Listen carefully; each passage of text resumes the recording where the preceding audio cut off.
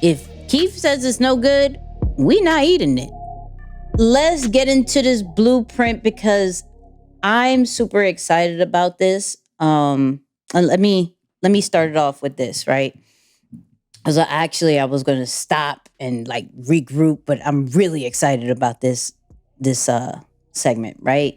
So if you haven't been on social media, you've probably not heard this man, but this is a guy who came from MMA. I mean, actually a famous brother as well, who was in the MMA field, but MMA fighter turned #1 TikTok food reviewer. Keith Lee is now making so much noise.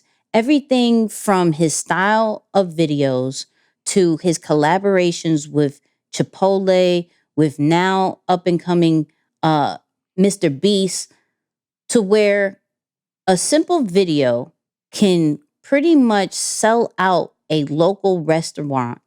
Wow, I can't even say restaurant. A local restaurant in a matter of hours, right? Keith Lee has very humble beginnings from anything from just this all happened within a year. He was sitting in his car, literally praying to God to make this work. Now, as I make this video, I got $1,000 up in my account. Still no financial security. No job or no job offers. But I have God. And I haven't made it yet, but I will. He got me. He got you. To now different brand deals on different series, growing a social media following. It's amazing to see. As this is being recorded, he has over 8 million followers on TikTok. We have to go over the blueprint and figure out how does a regular guy with a regular camera just talking about food have such an impact locally through where he lives in Las Vegas to now it's selling things out. We want to show you just an example of one of his videos, but once you see it and you go follow my man, you're going to binge. I'm warning you, you're going to binge. So if you've never heard of Keith Lee, this is kind of an example of one of his videos. Yesterday afternoon, I got an email from an employee of a family-owned restaurant here in Vegas. I got it, let's try it, and rate it 1 through 10. I spent $86.73. The email read, I'm an employee at Frankincense Pizzeria. It's really slow, we really can't afford rent, and we would love for you to come and try the food. The owner don't know you coming. It's a family-owned business and the food is delicious, but we don't have to market it behind us. That's the only reason why we don't really get that much business. The owner reached out to another food creator and they tried to charge us $2,600 to do a food review. How much do you charge? Please let me know. Thank you. I didn't charge absolutely anything and I bought my own food. This taste test is to really see, is it only because of the marketing or is the food bad or is the service bad? Let's try this food. Garlic knots, off rib. These look amazing. Boy. It's some red chili flakes on there that makes it spicy. I was not expecting that to be spicy. That is delicious. 9.2 out of 10. We starting high. Peach chutney wings. I ain't never had a peach flavored wing before. That's a delicious wing. It's sweet, it's salty. That's a 9 out of 10. 1/2 of the classic Italian sub. This thing is huge. Frank. This is delicious. All this food is so balanced so far. It's spicy, it's salty. 9.6 out of 10. I thought this was more food. He gave me a whole bag of ranch. I didn't even ask for that. That's good service. That just took me over the top. Mild wings, they look like homemade ranch too. I'm not a huge fan of the ranch. It's kind of bitter to me, but that wing is fire. I wish it was a little more spicy. For mild, it has no spice at all. So for the wing, it gets an 8 out of 10. The ranch gets like a 6.5 out of 10. Lemon pepper sauce wings, that thing packed with flavor. I ain't gonna try the ranch again because again, I'm not a huge fan. This is one of the best wings I've ever had. It's a 10. So that's just an example. And for my audio listeners, you can hear how good it was, right? But before we go into the dialogue, let's see when he does one of these reviews, what actually happens. Since the frankincense news, and since it got on the news, I literally been trying to call and just tell Frank thank you and I appreciate him. I haven't been able to get to him through the phone. I see why. I just pulled up. I see why. The door is all the way up here. The line goes all the way back there. I'm not doing slice. I'm not doing Uber Eats because you guys are more important. I think.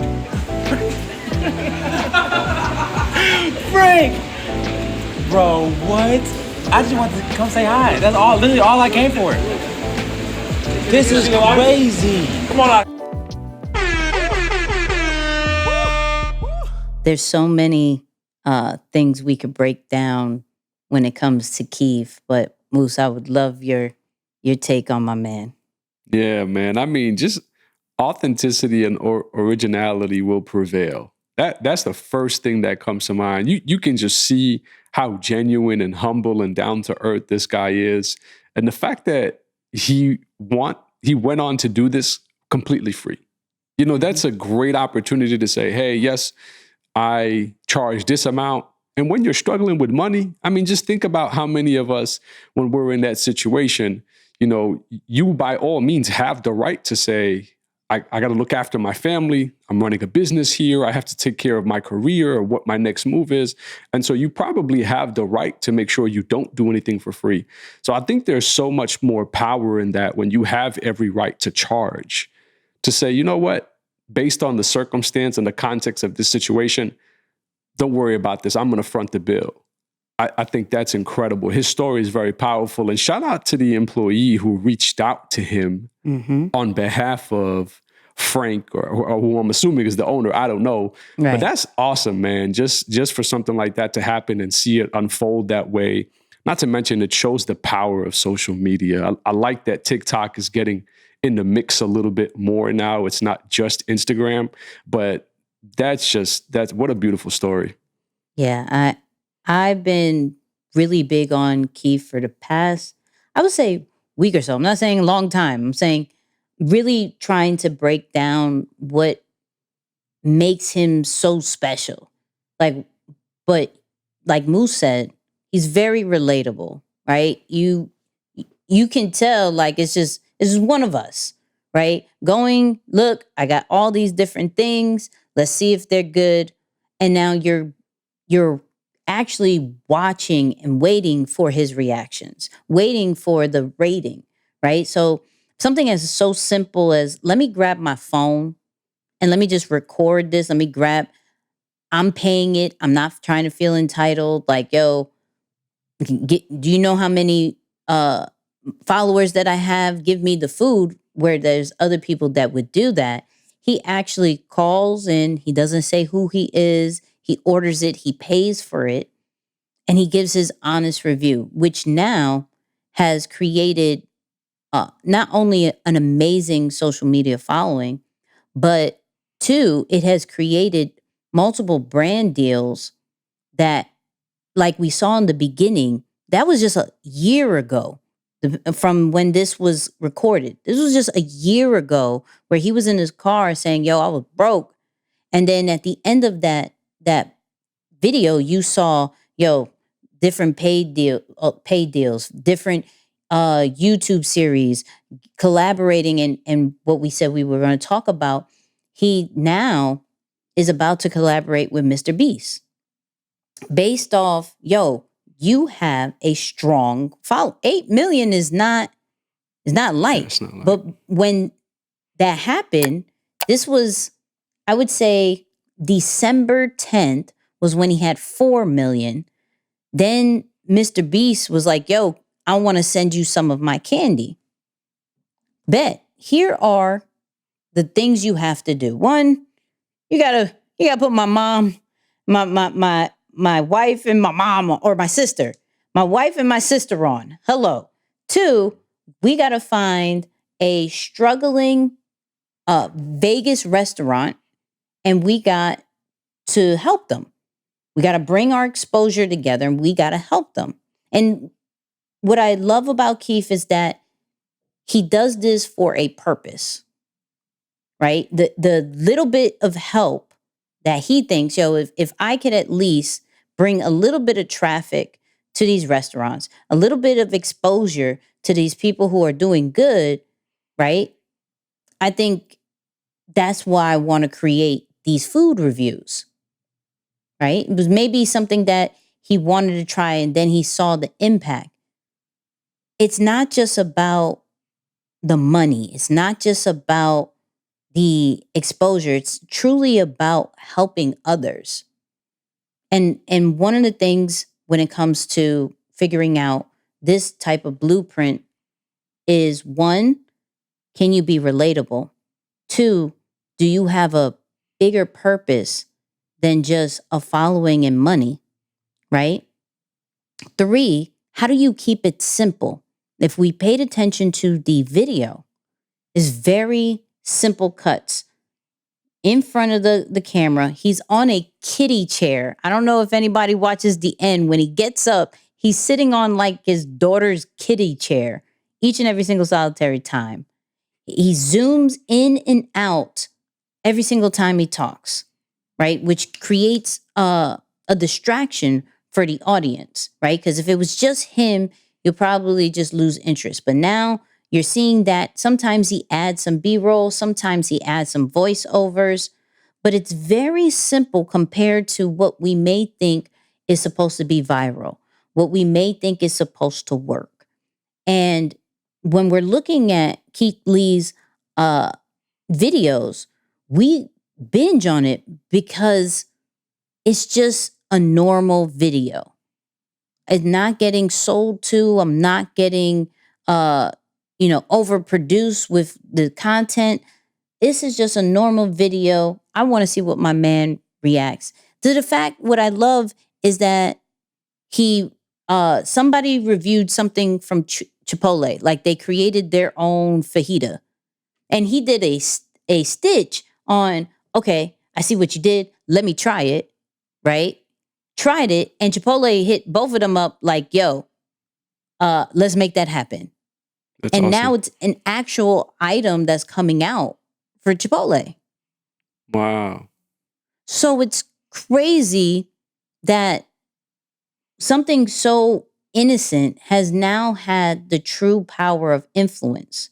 And what's amazing about the MrBeast one, I would love your take on this. With MrBeast is an influencer. This is not like Chipotle, yes, brand, company, that whole nine. But now we're taking the power of an influencer from MrBeast, who's done very well. We've covered him multiple times on this podcast. Now creating a candy, Feastables, I think. Yep. To now, let me give this to another influencer that is going to get my candy out to the world. They're waiting to see if this is good or not. If this is good, I'm going to have thousands and thousands, maybe millions of sales based off what Keith says.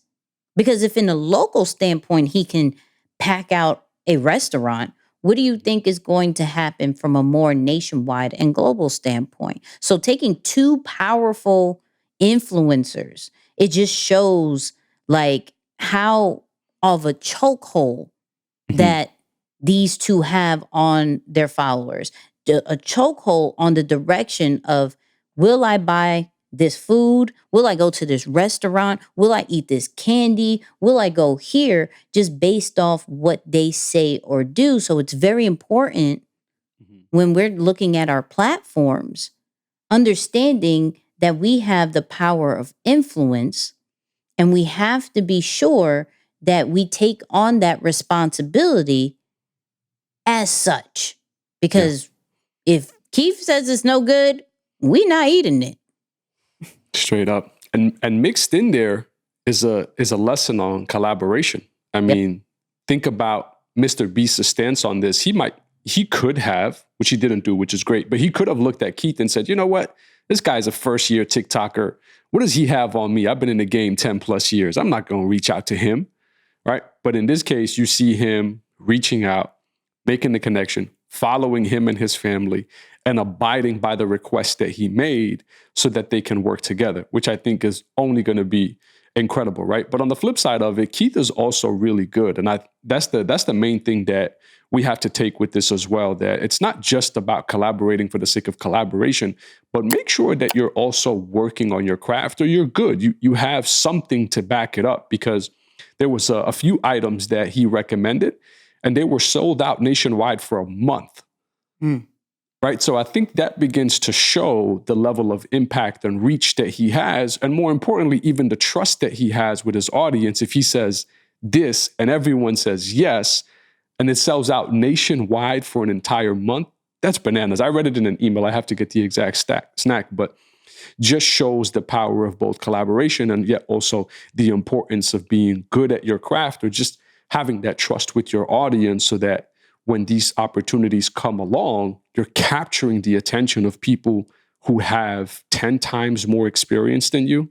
I mean, the reach, Mr. Beast, we know he has billions of views. So we're just really seeing the beginning of what seems like the top of the mountain for Keith. And who knows what can happen thereafter as he gets exposed to maybe not just a nationwide audience, but an international audience or a worldwide audience with Mr. Beast's brand. So I think it's going to be really interesting to see what happens. And lastly, you have to think about will maybe, and I'm just kind of piecing some things together here in my own imagination, but we know that Keith has been very low production, just his phone, and it looks like maybe an AirPod in his ear to capture some sounds, where Mr. Beast is super high production, and he knows he spends tons of hundreds of thousands of dollars on videos. So it's like, man, I would like to see, what will happen in the future. But I think the end of January is when this whole thing is slated to take place. So it won't be too long before we really find out how it goes. But beautiful story nonetheless. Oh, yeah. I believe 2-3 videos are going to come out of it, just as like the Mr. Beast style. So that's due to come. But real quick recap of the blueprint of Keith Lee is, are you relatable? Can you keep it simple, right? High production doesn't necessarily mean viral.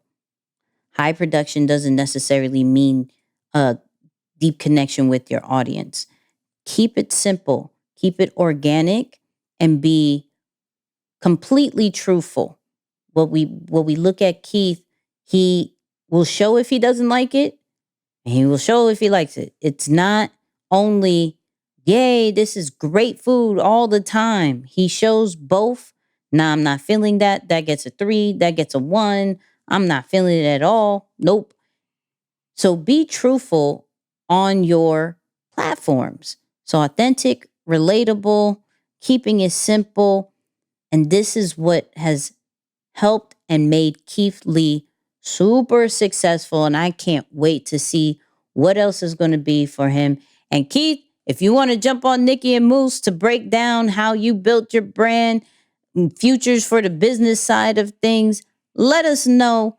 The invite is out there. We would love to have you. You know what I mean? Open invite.